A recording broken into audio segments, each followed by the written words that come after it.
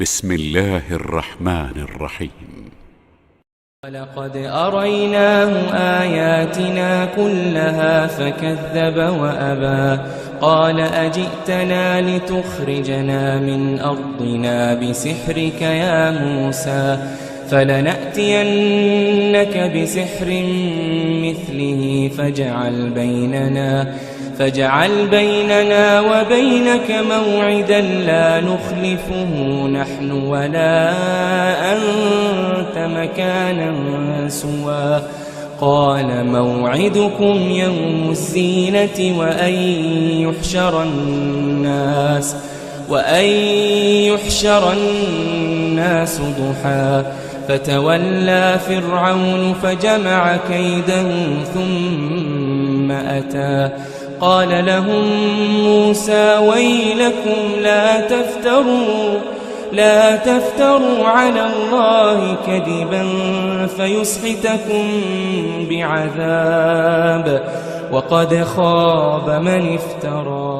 അസ്സലാമു അലൈക്കും വറഹ്മത്തുള്ളാഹി വബറകാതുഹു. ഖുർആൻ പദം 999 ദിവസത്തിലേക്ക് എല്ലാവരെയും ഹാർദമായി സ്വാഗതം ചെയ്യുന്നു. സൂറത്ത് ത്വാഹയിലെ 56 മുതൽ 61 വരെയുള്ള ആയത്തുകളാണ് ഇന്ന് പഠന വിധേയമാക്കുന്നത്. ക്ലാസ് ആരംഭിക്കുന്നതിനായി ആദരണീയനായ ഡോക്ടർ എ വിലായത്തുള്ള സാഹിബിനെ ക്ഷണിക്കുന്നു. അസ്സലാമു അലൈക്കും വറഹ്മത്തുള്ളാഹി വബറകാതുഹു. അഊദു ബില്ലാഹി മിനശ് ശൈത്വാനിർ റജീം. ബിസ്മില്ലാഹിർ റഹ്മാനിർ റഹീം. വലഖദ അറൈനാഹു ആയാതിനാ കുല്ലഹാ ഫകസ്സബ വഅബാ قال أجئتنا لتخرجنا من أرضنا بسحرك يا موسى فلنأتينك بسحر مثله فاجعل بيننا وبينك موعدا لا نخلفه نحن ولا أنت مكانا سوى قال موعدكم يوم الزينة وأن يحشر الناس ضحى فتولى فرعون فجمع كيده ثم أتى قال لهم موسى ويلكم لا تفتروا على الله كذبا فيسحتكم بعذاب وقد خاب من افترى. صدق الله العلي. സൂറത്ത് ത്വാഹയിലെ 56 മുതൽ 61 വരെയുള്ള ആയത്തുകളാണ് ഞാൻ നിങ്ങളെ കേൾപ്പിക്കുന്നത്.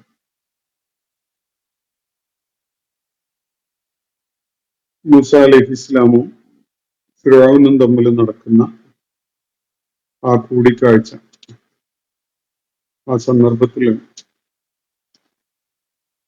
അള്ളാഹുവിന്റെ ദൂതന്മാരായിട്ട് നിയോഗിക്കപ്പെട്ടവരാണ് തങ്ങൾ എന്ന് പരിചയപ്പെടുത്തിക്കൊണ്ട് ബനൂ ഇസ്രായേൽ സമൂഹത്തെ തങ്ങളോടൊപ്പം സ്വതന്ത്രരാക്കി വിടണം എന്ന് മൂസ അലൈഹിസ്സലാം ഫറോവയോട് ആവശ്യപ്പെടുകയാണ്.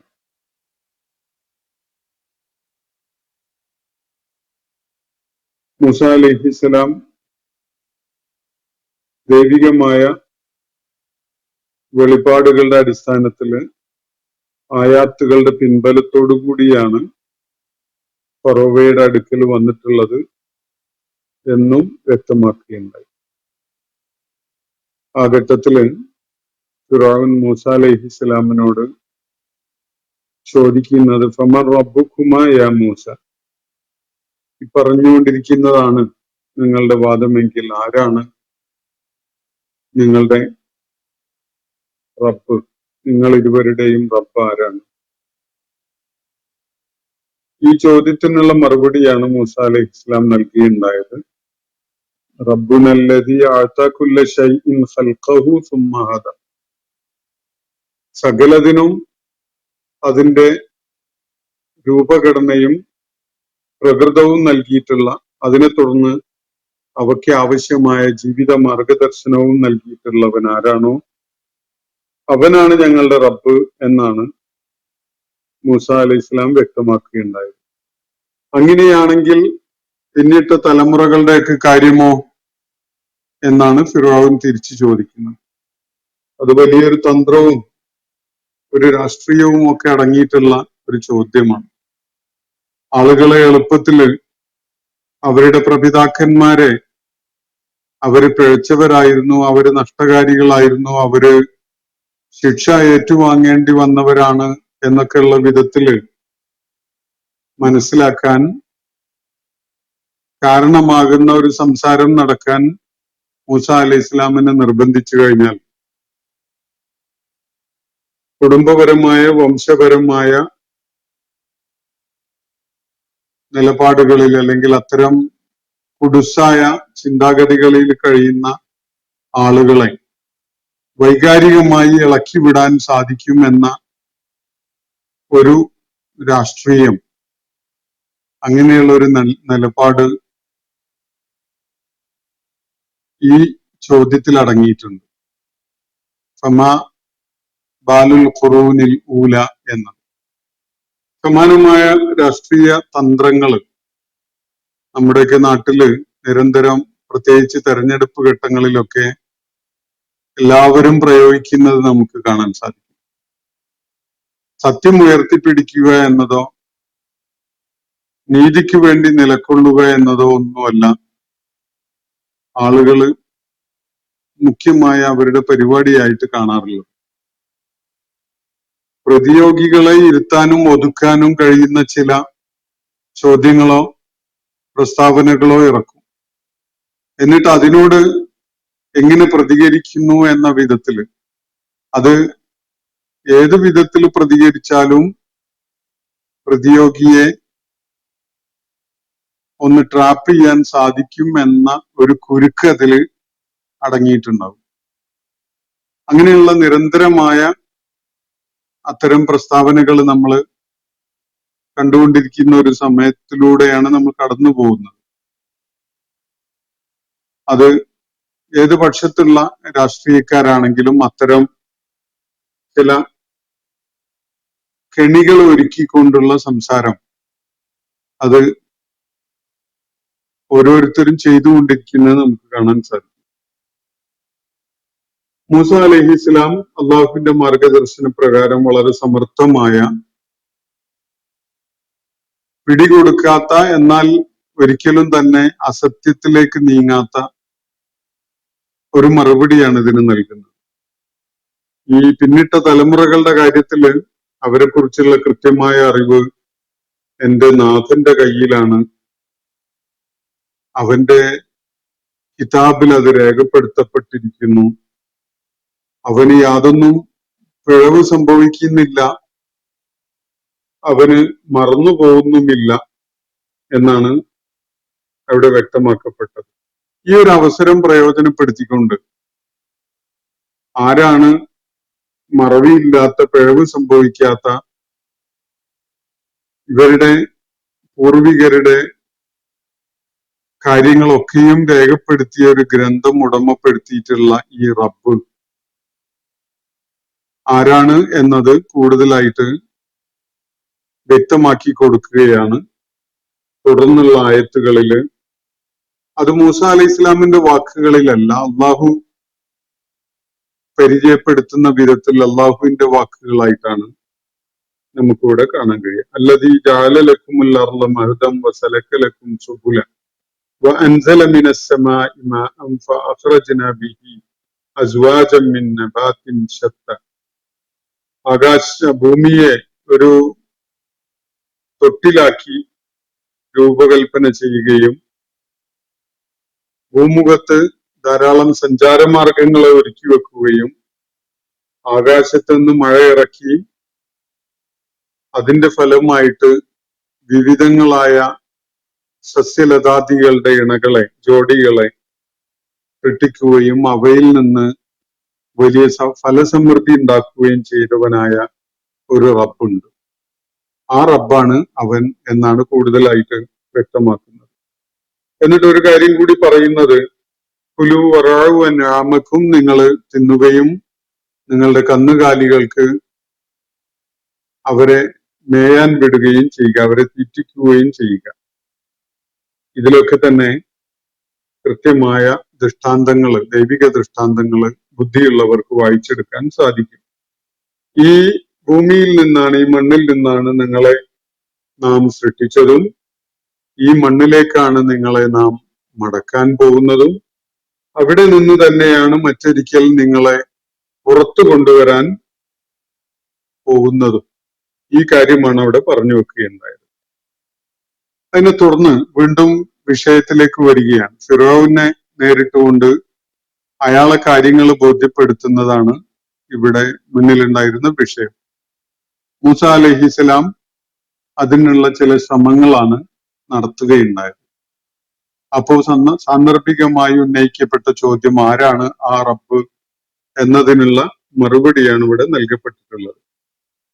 അതിനെ തുടർന്ന് അള്ളാഹു പറയുന്നത് വലഖദ് അറൈനാഹു ആയാത്തിന കുല്ലഹ, നിശ്ചയമായിട്ടും നാം ഫിറഔനെ നമ്മുടെ സകല ദൃഷ്ടാന്തങ്ങളും കാണിക്കുകയുണ്ടായി.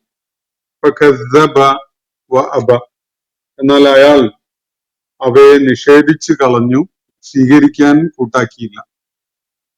ഇതാണ് ഫിറഔന്റെ നിലപാടിന്റെ രത്നച്ചുരുക്കം. നമ്മുടെ സകല ദൃഷ്ടാന്തങ്ങളും ഫിറഔനെ കാണിക്കുകയുണ്ടായി എന്നാണ് ഇവിടെ പറഞ്ഞിട്ടുള്ളത്. മൂസ അലൈഹിസ്സലാം അദ്ദേഹത്തിന്റെ മുന്നില് കാഴ്ചവെച്ച ദൈവിക ദൃഷ്ടാന്തങ്ങളായ അമാനുഷ കൃത്യങ്ങള് അത് തീർച്ചയായിട്ടും കാണിക്കപ്പെട്ട സംഗതികളാണ്.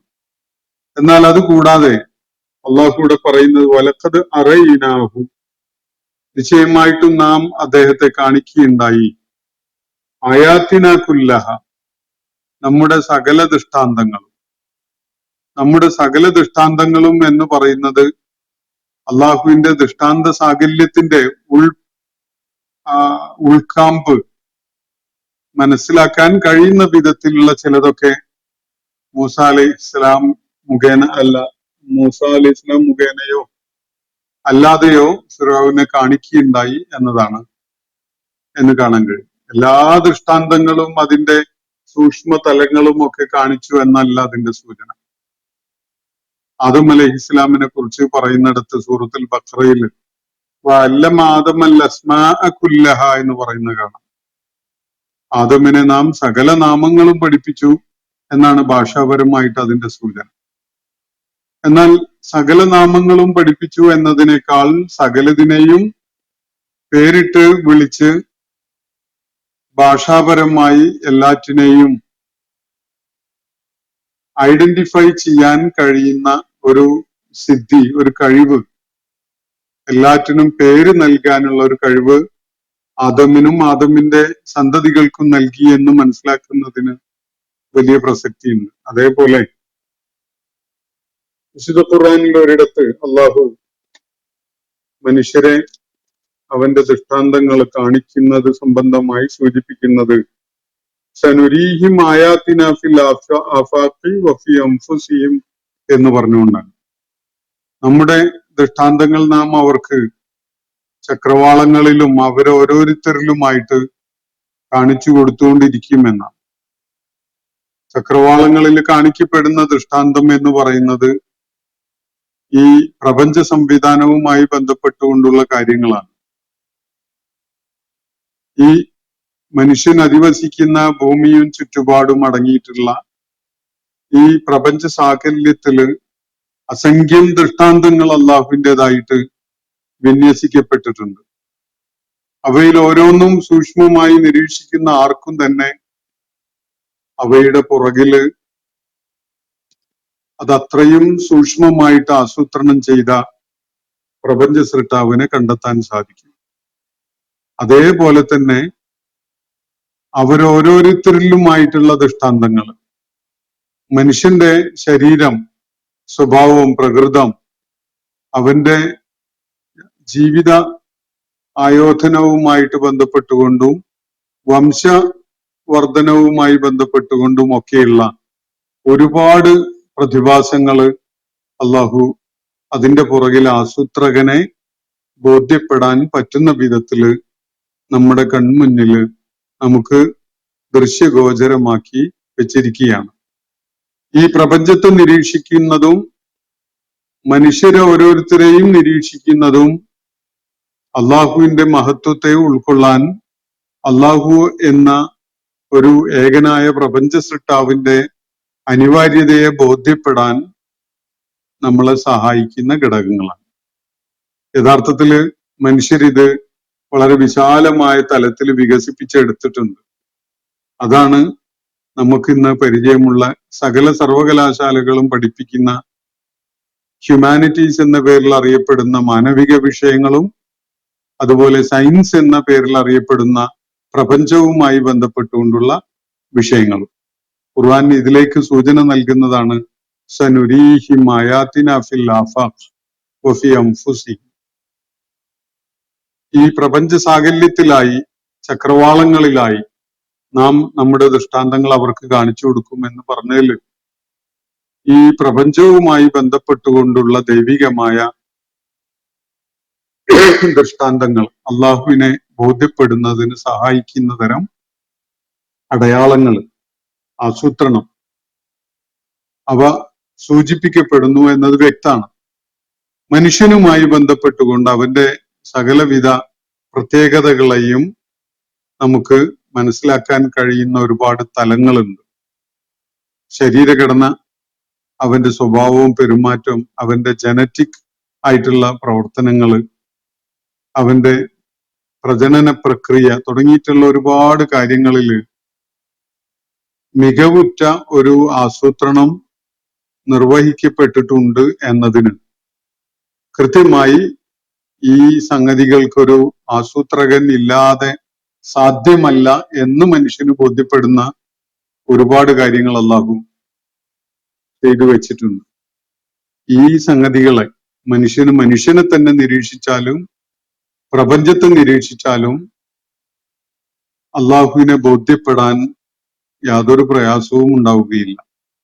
അത്രയും വ്യക്തതയോടുകൂടി അള്ളാഹുവിന്റെ ദൃഷ്ടാന്തങ്ങള് അവന്റെ മുന്നിൽ വിന്യസിക്കപ്പെട്ടിട്ടുണ്ട്.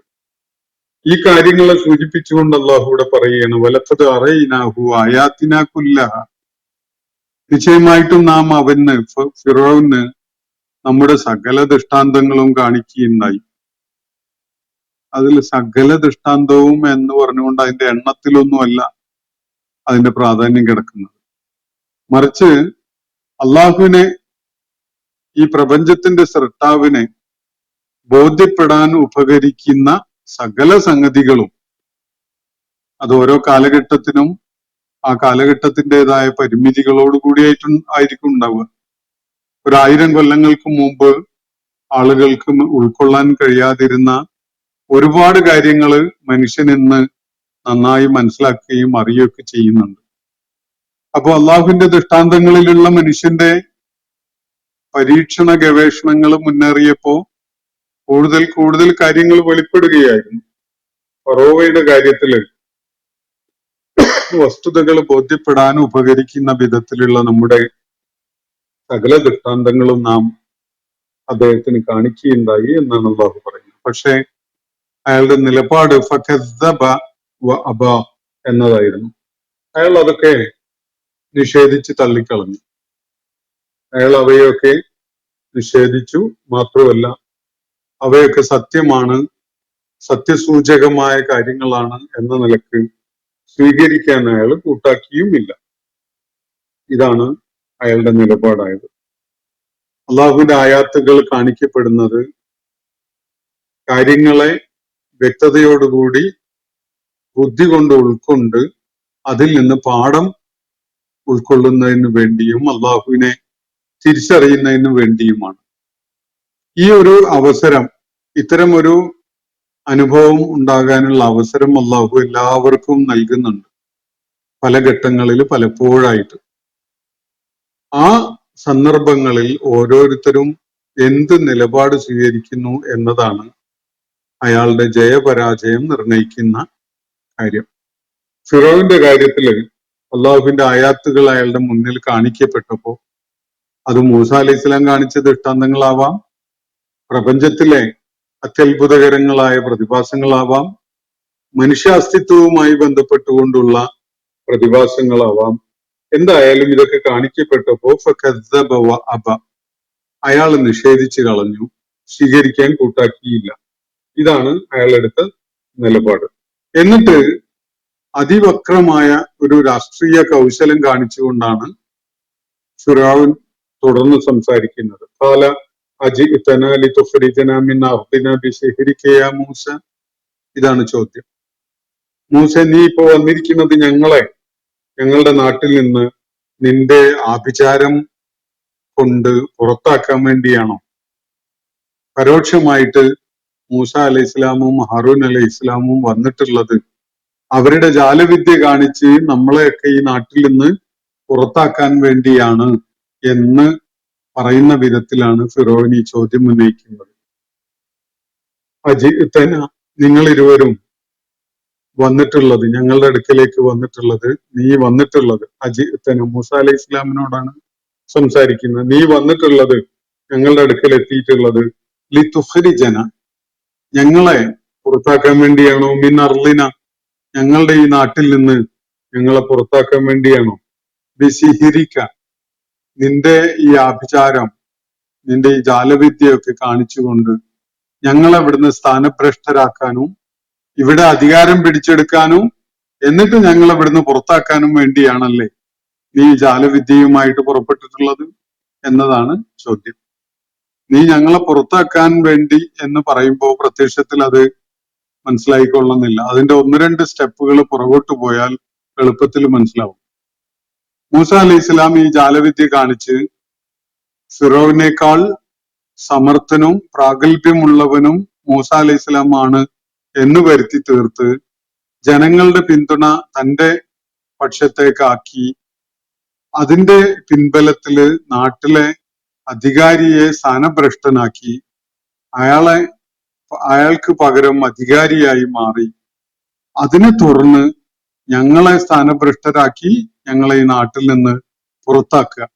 ഇങ്ങനെ ഒരു പദ്ധതിയുമായിട്ടാണല്ലേ നീ ഈ ജാലവിദ്യ പരിപാടിയുമായിട്ട് വന്നിരിക്കുന്നത് എന്നാണ് ഫിറഔൻ ഇവിടെ ഉന്നയിക്കുന്ന ചോദ്യം. എപ്പോഴും ഒരു കണ്ടം, ഒരു ചാണ് മുന്നോട്ട് എറിയുന്ന ഒരു സ്വഭാവം രാഷ്ട്രീയക്കാർക്ക് ഉണ്ടാവും. അത് അവരുടെ തന്ത്രമാണ്. മൂസ അലൈഹി ഇസ്ലാം ആ ഒരു എക്സ്റ്റെന്റിലേക്കൊന്നും കാര്യങ്ങളെ ആലോചിക്കുന്നില്ല, കൊണ്ടുപോകുന്നില്ല.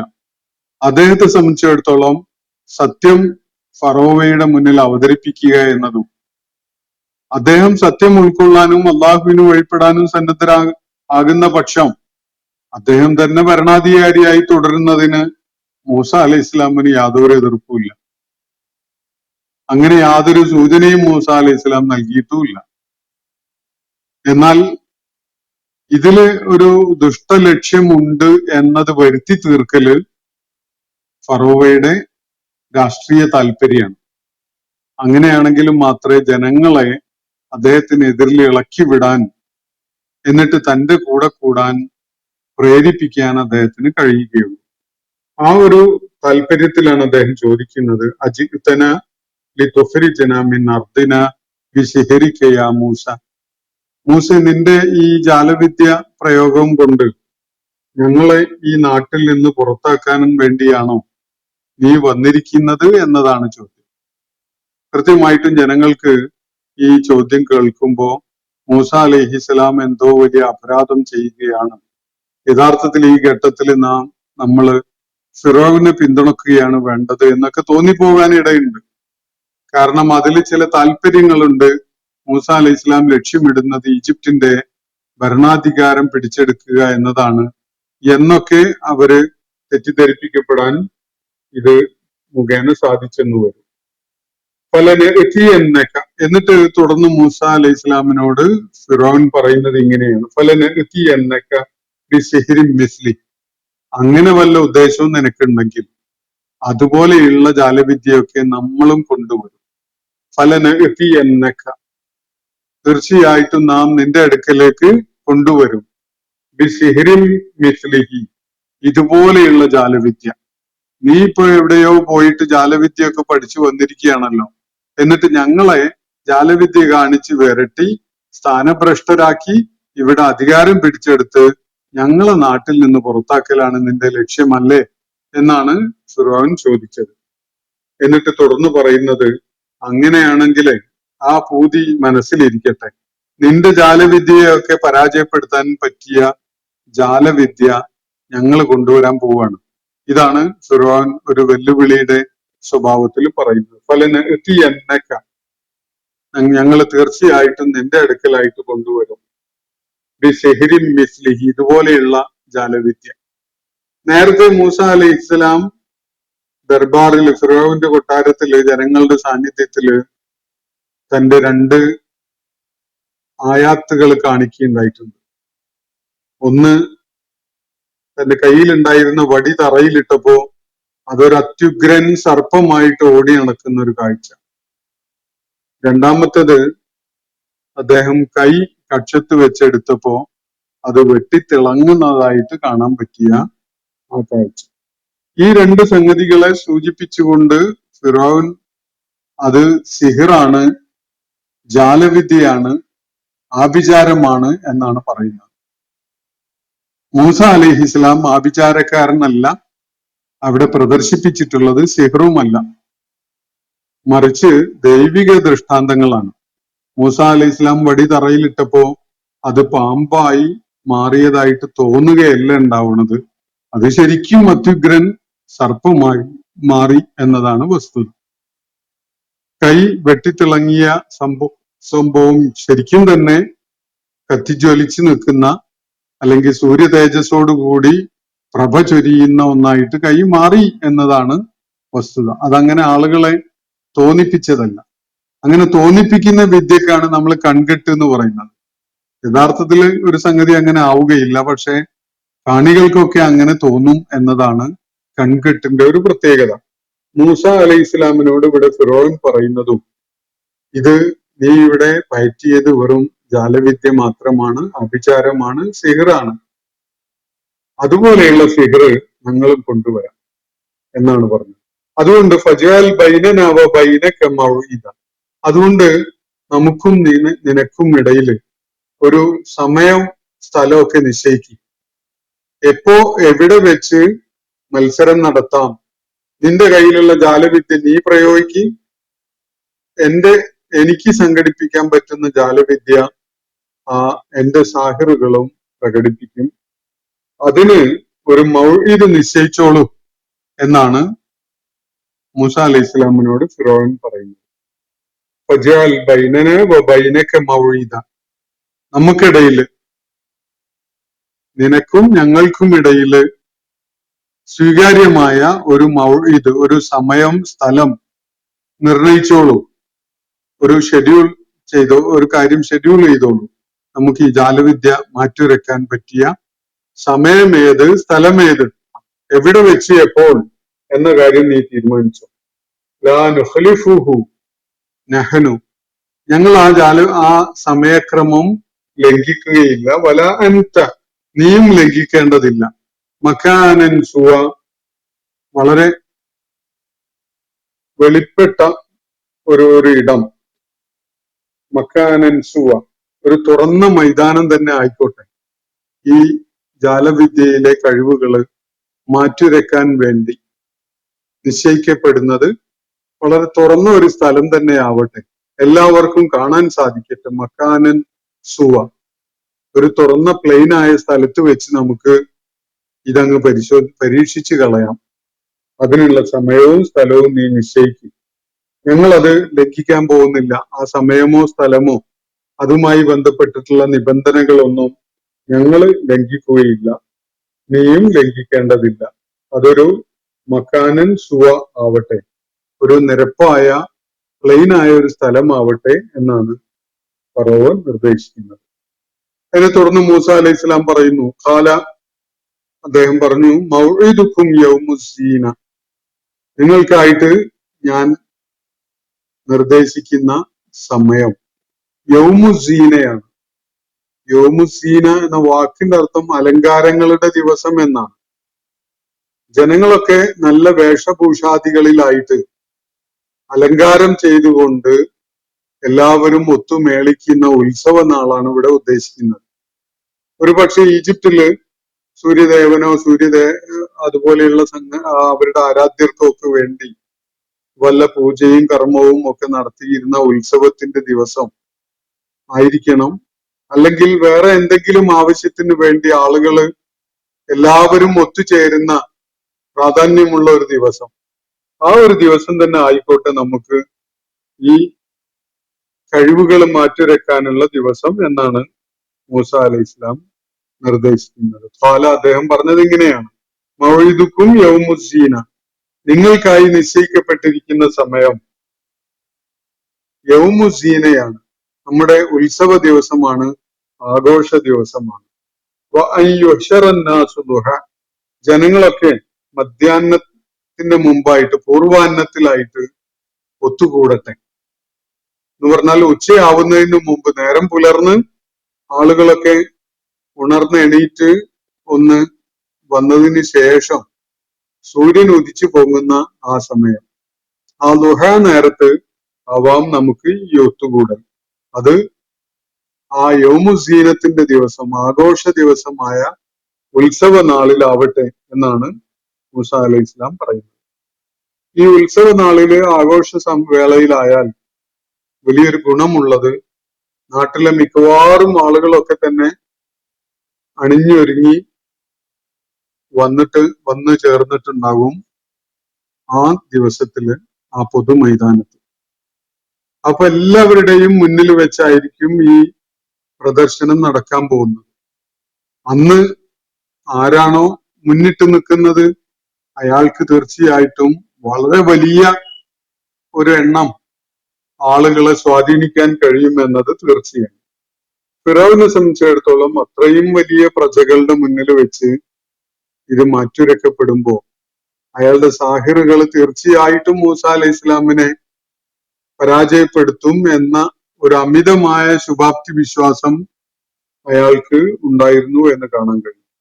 അപ്പൊ ലുഹ നേരത്ത് ഉത്സവ നാളിൽ എല്ലാവരും അണിഞ്ഞൊരുങ്ങി എത്തുന്ന സമയത്ത് നമുക്ക് മാറ്റുരച്ച് കളയാം എന്നാണ് അതിനുള്ള സമയമായിട്ട് നിശ്ചയിച്ചുകൊണ്ട് മൂസ അലൈഹി സ്വലാം പറയുന്നത്. ഫിർഔൻ, അതിനെ തുടർന്ന് ഫിറൗൻ അവിടെ നിന്ന് പിൻവാങ്ങി. ജമാ കൈദഹു, അയാളുടെ തന്ത്രങ്ങളൊക്കെ സമാഹരിച്ചു. സുമ്മ അത, എന്നിട്ട് സജ്ജനായിട്ട് വരികയും ചെയ്തു. ഇതാണ് തുടർന്ന് സംഭവിക്കുന്നത്. ഫിറൗൻ പിന്നെ അവിടെ തങ്ങിയില്ല. കുറഞ്ഞ ദിവസങ്ങളോ അല്ലെങ്കിൽ നിർണിതമായ സമയം മാത്രമേ ഉള്ളൂ. അതുകൊണ്ട് പെട്ടെന്ന് നടപടികളിലേക്ക് പോകണം. അദ്ദേഹത്തിന്റെ ഉദ്യോഗസ്ഥന്മാര് ചെണ്ടമുട്ടി അറിയിച്ചു, വിളംബരം ചെയ്തു. നാടായ നാടുകളിലൊക്കെ കൊട്ടി അറിയിച്ചു. അവിടെയൊക്കെയുള്ള പ്രഗത്ഭരായ ജാലവിദ്യക്കാര് ഫറോവയുടെ സേവനത്തിനായിട്ട് വരണം എന്ന് പറഞ്ഞുകൊണ്ട്. എന്തായാലും മൂസ അലൈഹി ഇസ്ലാമിന്റെ ഈ സമയക്രമം സ്വീകരിച്ചുകൊണ്ട് ഫിറൗൻ ഉടനെ സ്ഥലം വിട്ടു. അയാളുടെ തന്ത്രങ്ങളൊക്കെ അയാൾ സമാഹരിച്ചു. എന്നിട്ട് സജ്ജനായിട്ട് വരികയും ചെയ്തു. ഖാലലഹും മൂസ, ആ ഘട്ടത്തിൽ മൂസ അലൈഹിസ്സലാം അവരോടായിട്ട്, ജനങ്ങളോടായിട്ട്, തന്റെ മറുപക്ഷത്തുണ്ടായിരുന്ന ആളുകളോടായിട്ട് പറയുകയാണ്: വൈലക്കും വൈലക്കും ലാ തഫ്തറു അലല്ലാഹി കദിബ, നിങ്ങൾക്ക് നാശം, നിങ്ങൾ വലിയ നാശം നേരിടാൻ പോവുകയാണ്. നിങ്ങൾ അള്ളാഹുവിന്റെ പേരിൽ കളവ് പറയരുത്, വ്യാജം ചമക്കരുത്. നിങ്ങളിപ്പോ അള്ളാഹുവിന്റെ പേരിൽ കള്ളം ആരോപിക്കുകയാണ്. ഞാൻ അള്ളാഹുവിന്റെ ദൂതനായിട്ട് നിങ്ങളുടെ മുന്നില് ദൈവിക ദൃഷ്ടാന്തങ്ങളുമായിട്ട് വന്നപ്പോ നിങ്ങൾ അതിനെ ജാലവിദ്യയായിട്ട്, ഒരു ആഭിചാര ക്രിയയായിട്ട് കണ്ടുകൊണ്ട്, അങ്ങനെയുള്ള ആക്ഷേപങ്ങൾ ഉന്നയിച്ചുകൊണ്ട് അതിനെ തള്ളിക്കളയുകയാണ്. അള്ളാഹുവിന്റെ ആയാത്തുകളെയാണ് നിങ്ങൾ കളവാക്കുന്നത്. അതുകൊണ്ട് നിങ്ങൾ നല്ല ജാഗ്രത കാണിക്കണം.